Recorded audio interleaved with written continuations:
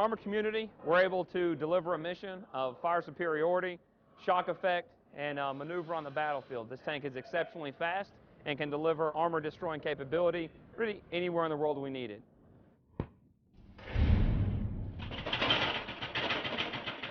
The M1A2 SEP is the backbone of the United States military's armored forces. Its purpose is to close with and destroy any opposing armored fighting vehicle in the world, while providing protection for its crew in any conceivable combat environment.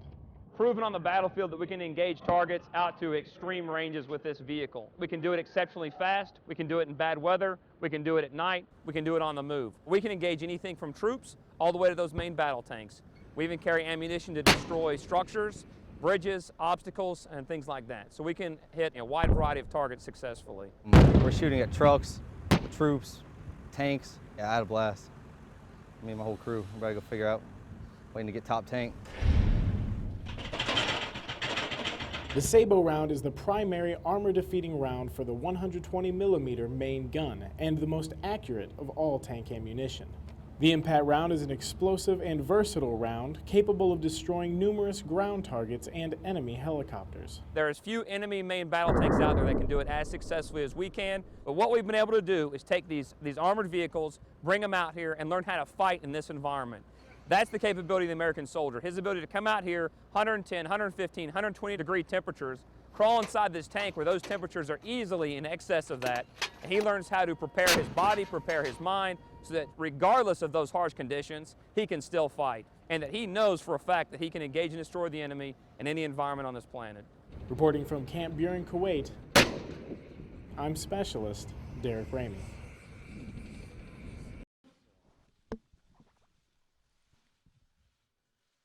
Thank you.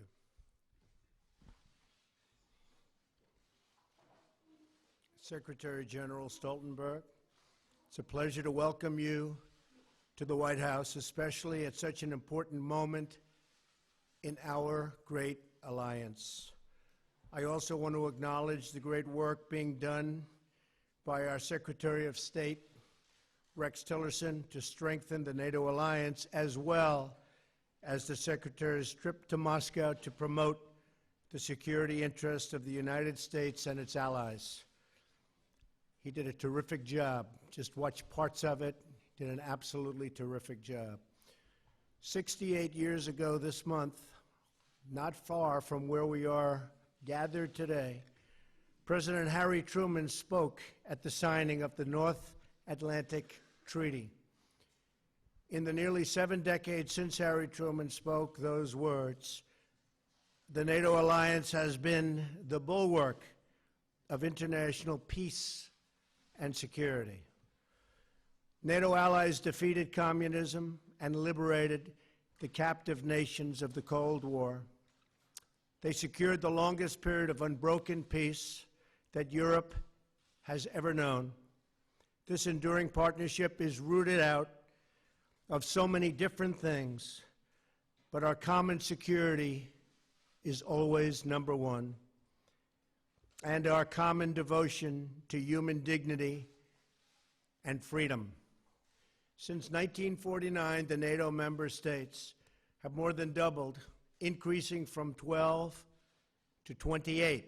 On Monday, I signed the protocol to approve the 29th, the country of Montenegro. In the coming months and years, I'll work closely with all of our NATO allies to enhance this partnership and to adapt to the challenges of the future, of which there will be many. This includes upgrading NATO to focus on today's most pressing security and all of its challenges, including migration and terrorism. We must also work together to resolve the disaster currently taking place in Syria. We are grateful for the support of NATO members and partners in their condemnation of Assad's murderous attack using the most horrible weapons. The vicious slaughter of innocent civilians with chemical weapons, including the barbaric killing of small and helpless children and babies, must be forcefully rejected by any nation that values human life. It is time to end this brutal civil war, defeat terrorists, and allow refugees to return home. In facing our common challenges, we must also ensure that NATO members meet their financial obligations and pay what they owe. Many have not been doing that. The Secretary General and I agree that other member nations must satisfy their responsibility to contribute 2% of GDP to defense. If other countries pay their fair share instead of relying on the United States to make up the difference, we will all be much more secure, and our partnership will be made that much stronger. The Secretary General and I had a productive discussion about what more NATO can do in the fight against terrorism. I complained about that a long time ago, and they made a change, and now they do fight terrorism. I said it was obsolete. It's no longer obsolete. It's my hope that NATO will take on an increased role in supporting our Iraqi partners in their battle against ISIS. I'm also sending General McMaster to Afghanistan to find out how we can make progress alongside our Afghan partners and NATO allies. Every generation has strived to adopt the NATO alliance to meet the challenges of their times. And on my visit to Brussels this spring, which I look very much forward to, we will work together to do the same. We must not be trapped by the tired thinking that so many have, but apply new solutions to face new circumstances, and that's all throughout the world. We're not here to stand on ceremony, but to develop real strategies to achieve safety, security, and peace. We're here to protect the freedom and prosperity of our citizens and to give them the future they so richly deserve. Secretary General, I'm honored to have you here today and to reaffirm our commitment to this alliance and to the enduring values that we proudly, and I mean very proudly, share. Thank you very much. Thank you for being here. Thank you. Thank you so much, Mr. President. We just had an excellent and very productive meeting, and it's really an honor to meet you for the first time here in the White House. We agree that NATO is a bedrock of security, both for Europe and for the United States. 2 world wars and a Cold War have taught us all that peace in Europe is not only important for Europeans, but is also important for the prosperity and the security of North America. So a strong NATO is good for Europe, but a strong NATO is also good for the United States. And therefore I welcome the very strong commitment of the United States to the security of Europe. We see this commitment not only in words, but also in deeds. Over the past months, thousands of US troops have been deploying to Europe, a clear demonstration that America stands with allies to protect peace and defend our freedom. And yesterday, you announced the completion of the ratification of Montenegro's membership in NATO, another expression of your strong commitment to Europe and to the transatlantic bond, and we thank you for that. In a more dangerous and more unpredictable world, it is important to have friends and allies. And in NATO, America has the best friends and the best allies in the world. Together, we represent half of the world's economic and military power. No other superpower has ever had such a strategic advantage. This makes the United States stronger and safer. We saw that after the 9/11 attacks on the United States. That was the first time NATO invoked our Article 5, the collective defense clause. Allies sent AWACS surveillance planes to help patrol American skies. And we launched NATO's biggest military operation ever in Afghanistan. Hundreds of thousands of Europeans and Canadian soldiers have served shoulder to shoulder with American troops. More than 1,000 have paid the ultimate price. Earlier today, I laid a wreath at Arlington National Cemetery in tribute to the fallen. It was a deeply moving experience. We owe it to our servicemen and women to preserve the hard-earned gains we have made together in Afghanistan. We were reminded of their sacrifice just this week when a US soldier was killed there fighting ISIL. Our mission in Afghanistan is a major contribution to the fight against international terrorism. NATO plays a key role in many other ways also. All NATO allies are part of the global coalition to counter ISIL. And NATO provides direct support to the coalition with training for Iraqi forces in their fight against terrorists and more intelligence sharing. And you are right, we have established a new division for intelligence, which enhances our ability to fight terrorism and working together in the alliance to fight terrorism in an even more effective way. But we agreed today, you and I, that NATO can and must do more in the global fight against terrorism. In the fight against terrorism, training local forces is one of the best weapons we have. NATO has the experience, the expertise, and the staying power to make a real difference. And fighting terrorism will be an important topic when NATO leaders meet in Brussels in May. The other major topic will be fairer burden sharing in our alliance. And we had a thorough discussion on this issue today. And Mr. President, I thank you for your attention to this issue. We are already seeing the effect of your strong focus on the importance of burden sharing in the alliance.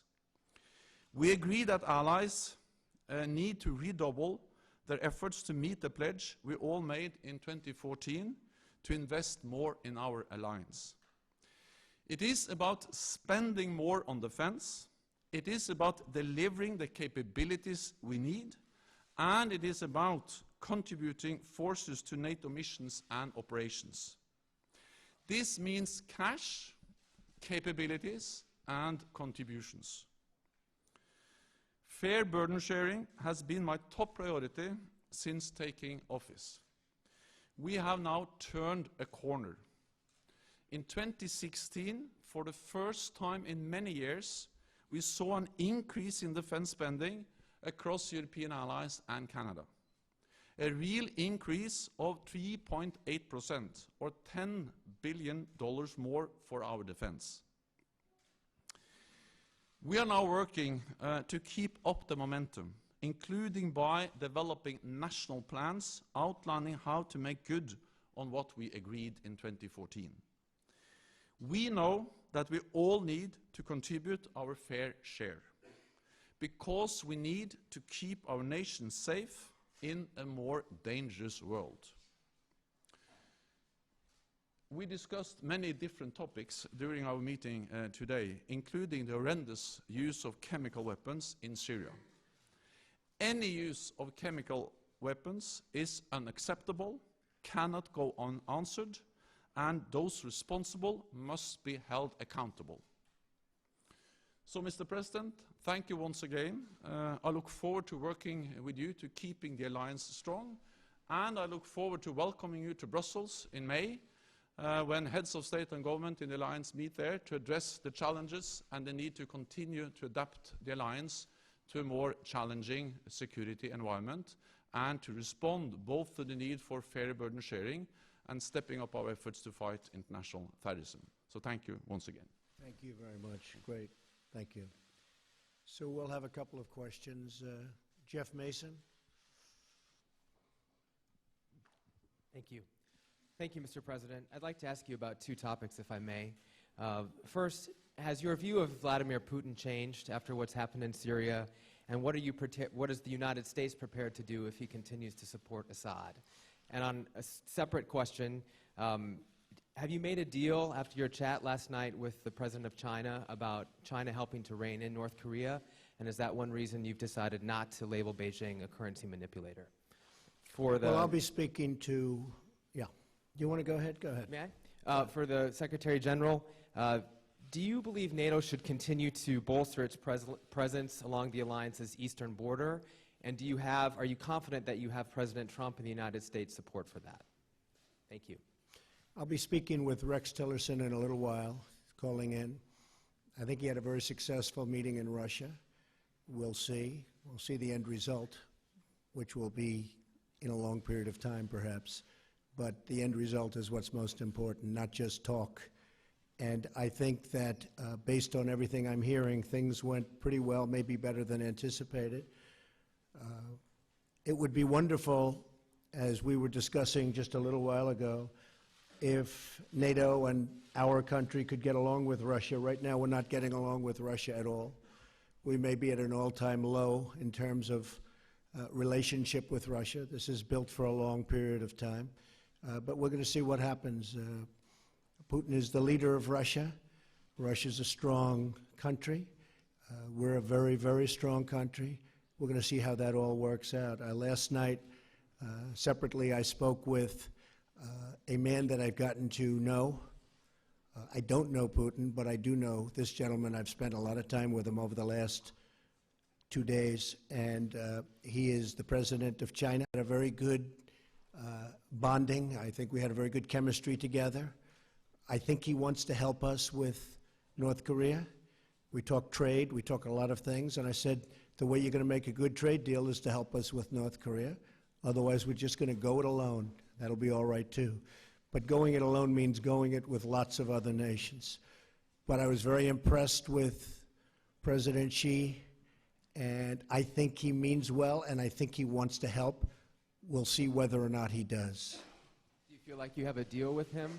And if I could just, do you feel like you have a deal with him in terms of the currency manipulation designation? And have your views changed on Putin? We're going to see. We're going to see about that. And I'll also see about Putin over a period of time. It'd be a fantastic thing if we got along with Putin and if we got along with Russia.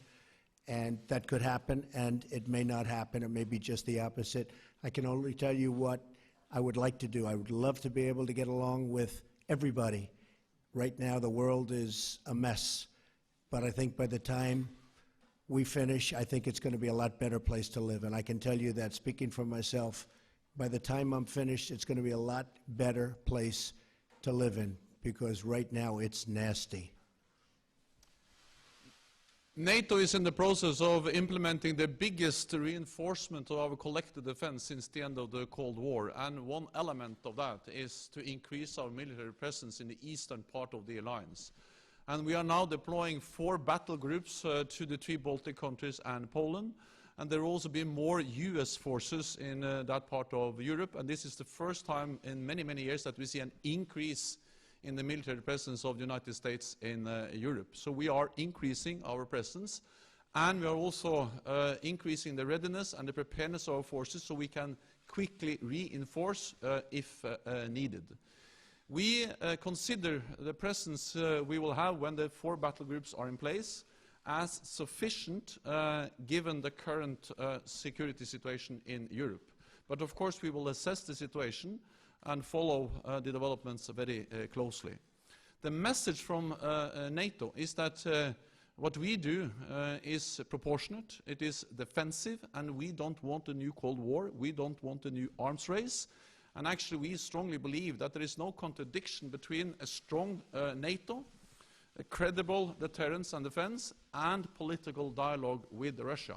I actually believe that the precondition for a political dialogue with Russia is that we are strong and that we are united. But based on that, we can talk to Russia because Russia is our neighbor, Russia is there to stay, so we have to find ways to manage our relationship with Russia. And I am absolutely certain that the United States supports this approach, partly because the United States is contributing with forces to our enhanced presence in the eastern part of the alliance and also in the southeast of the alliance in Romania. And the United States and the President has clearly expressed that they want dialogue with Russia, but based on unity and strength in the alliance. Then the next question is from John Sopel.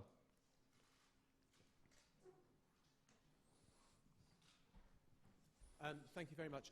Secretary General, how long do you think it will take you to persuade the other European countries to burden share, and what are you going to do to persuade them? Mr. President, could I ask you, do you think it's...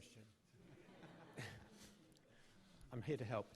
And Mr. President, do you think it's conceivable, what's your instinct, was it possible that Syrian forces could have launched that attack in Idlib last week without the Russians knowing? And have you been disappointed, surprised by Vladimir Putin's reaction since then? Thank you very much. I think it's certainly possible. I think it's probably unlikely. And I know they're doing investigations into that right now. I would like to think that they didn't know, but certainly they could have. They were there. So we'll find out. General Mattis is looking into it with the entire Pentagon group that does that kind of work. So it was very disappointing to see. It's disappointing no matter who does it, but when you get into the gases, especially that form, it's vicious and violent, and everybody in this room saw it all too many times over the last 3 or 4 days. Young children dying, babies dying, fathers holding children in their arms that were dead children. There can't be a worse sight, and it shouldn't be allowed. That's a butcher. That's a butcher. So I felt we had to do something about it. I have absolutely no doubt we did the right thing. And it was very, very successfully done, as you well know. Thank you. On defense spending and burden sharing, that has been my top priority. I have raised it in all my meetings, in all capitals I have visited with prime ministers, presidents, minister of finance, and of course also defense and foreign ministers. And I expect, of course, all allies to make good on what they decided back in 2014. And a very strong and clear message from President Trump has been very helpful. So now we see that things are starting to move in the right direction. For the first time after many, many years of decline in defense spending, we now see an increase in defense spending across Europe and Canada. So they have started to move in the right direction. 3.8% real increase in defense spending across Europe and Canada is a significant step in the right direction. It's not enough. We still have a long way to go, but at least they have turned the corner. European allies have turned the corner. Instead of reducing defense spending, they have started to increase defense spending. Then I think it is important to remember that this is something the Europeans do because they know that this is in their own security interest. It is in their interest to invest more in European defense because the world has become more dangerous. Many European allies, of course, reduced, or all European allies, reduced defense spending after the end of the Cold War because then tensions went down. But if you are decreasing defense spending when tensions are going down, then you have to be able to increase the defense spending when tensions are going up. And now they are going up. So we have still a long way to go, but I'm encouraged by the fact that we have started to move in the right direction. And so last year there were 5 allies spending 2%. This year Romania has declared that they will reach 2%. Next year Latvia and Lithuania will also reach 2%. So we'll go from 5 to 8, which is at least going in the right direction, but still we have some work to do. And I did ask about all the money that hasn't been paid over the years. Will that money be coming back? We'll be talking about that. We want to talk about that too. Anita Kumar, where are you? Hi. McClatchy. Hi.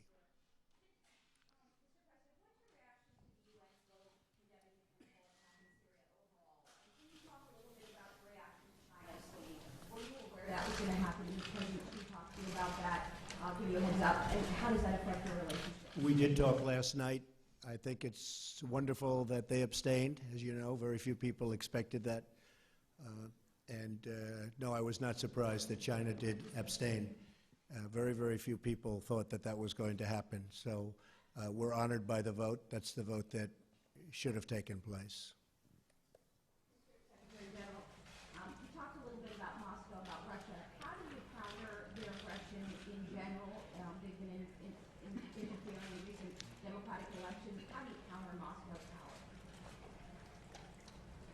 The most important thing is to have a strong alliance, to stay united and be firm and predictable in our approach to Russia. And that means that we have to invest in our collective defense. That's exactly what we are doing. Deploy more troops in the eastern part of the alliance, increase the readiness of our forces, and increase defense spending. And I welcome the very strong message from President Trump on the importance of increased defense spending. We have started to do this, so we are implementing the biggest reinforcement of our collective defense since the end of the Cold War, providing credible deterrence. But at the same time, we have to find ways to engage with Russia, to talk with Russia. Because Russia will not go away. Russia will be our biggest neighbor, and we have to find ways to live with them and to try to avoid a new Cold War, a new arms race. And that's exactly why I am very much in favor of what we call the dual-track approach to Russia. And as a former Norwegian politician, I have the experience to work with Russians because Norway is bordering Russia. And Norway was able, even during the Cold War, to develop, I would call it a pragmatic working relationship with Russia, cooperating with them on energy, on border issues, on environment, on fishery, and also in military affairs. And that was not despite our membership in NATO, but it was because of our membership in NATO. Because NATO provided the strength, the predictability, the platform for a small country to have a political dialogue with Russia. So I strongly believe that the only way to deter Russia is to be strong, but the only way to avoid a new Cold War, avoid a new arms race, and avoid increasing tensions is to continue to engage Russia in a political dialogue and to make sure that what we do is defensive and proportionate in response to a more assertive Russia. Okay. Then I give the floor to Tove Bjørgaas.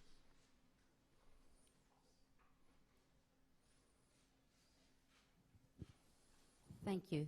Mr. President, I'm from Norway. Russia is our neighboring country. What do you think Europe has to fear from Russia if this tension continues? Say it. What do you think that European countries have to fear from Russia if this tension continues? I cannot hear. I cannot understand. I'll do it again. What do you think what do you think European countries have to fear from Russia if this tension continues to escalate? And for you, Mr. Secretary General, the President has said that the attack in Syria last week was warranted, and it was also an attack on U.S. allies. Do you think that this attack was warranted, and do you see NATO playing any supporting role in future actions in Syria? Well, I wanted to start by saying hopefully they're going to have to fear nothing ultimately. Right now there is a fear, and there are problems. There's certainly problems. But ultimately, I hope that there won't be a fear and there won't be problems and the world can get along. That would be the ideal situation.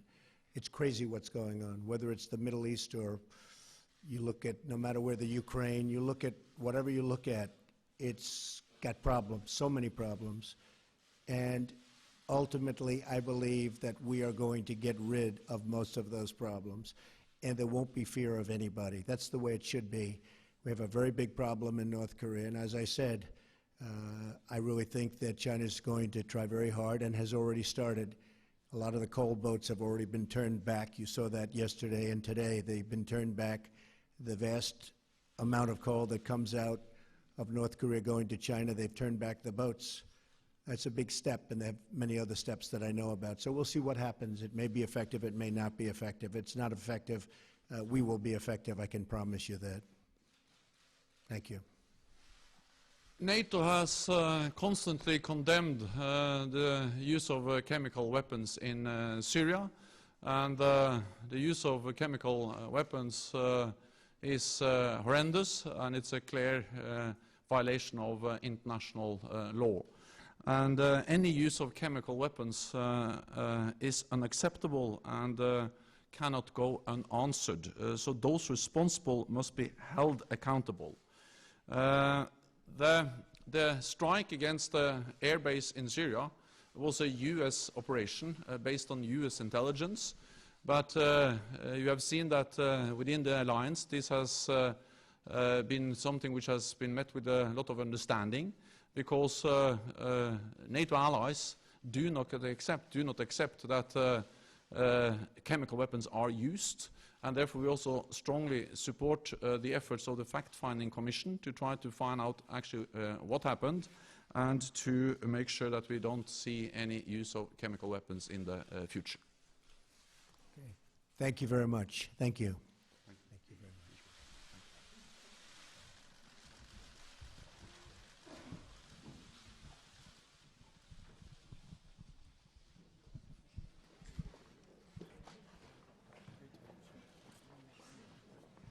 much. Yeah.